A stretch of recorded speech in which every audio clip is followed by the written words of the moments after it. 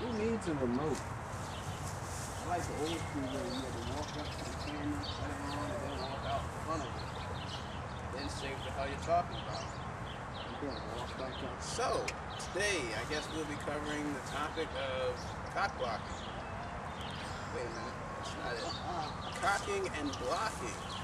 Very basic Kenpo topic. Supposed to be taught on yellow belt, but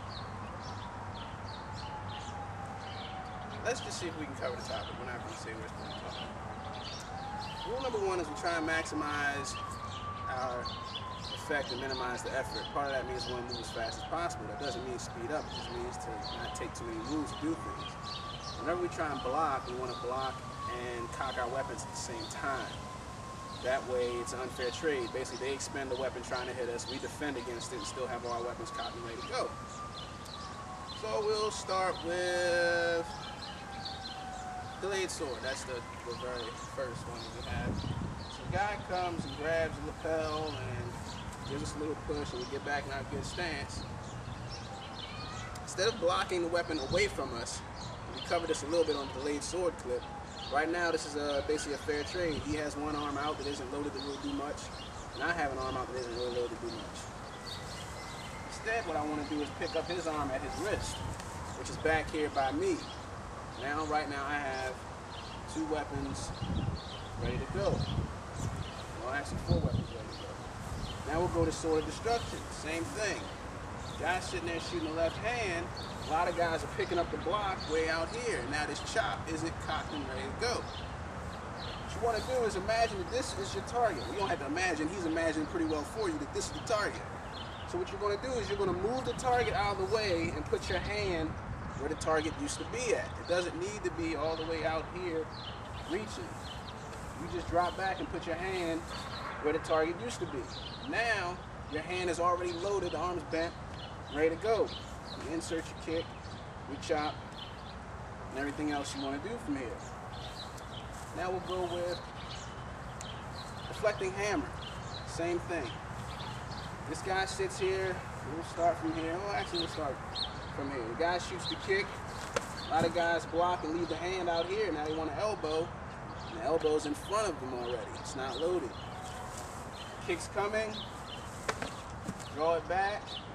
Have the elbow behind you, loaded, and ready to go. No stuff, I love it. Intellectual departure is another one. Guy sitting here shooting the right front kick.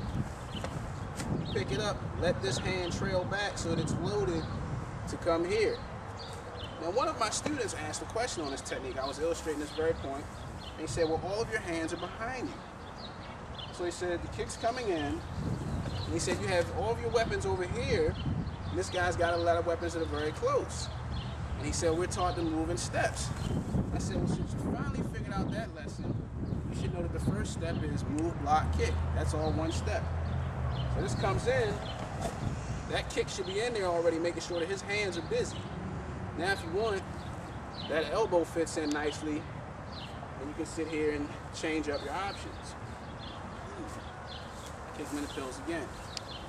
Kick you so much, but you're just not wearing a cup today. We tend not to wear cups on these clips, so eventually we'll put up a blooper reel where we hit each other, and you'll see how we forgot we're not wearing cups. So anyway, that's a very basic topic. We're going to keep it short and sweet on this one. It's just standard. Whenever an attack's coming in, start with the right hand. You want to block close to you so that your weapon is cocked and ready to go. Left hand. You want to block close to you so the weapon is cocked and ready to go. It doesn't matter which leg. Kick's coming. You want to bring it back so that your weapon is loaded and ready to go. Other side. Take this quadrant. Weapon is loaded and ready to go. That's just basic fundamentals. Whenever you block, you want to make it so when you block something, the weapon you use to block with is not expended. It's just put into a different position that's still loaded and ready to go. Cocking and blocking.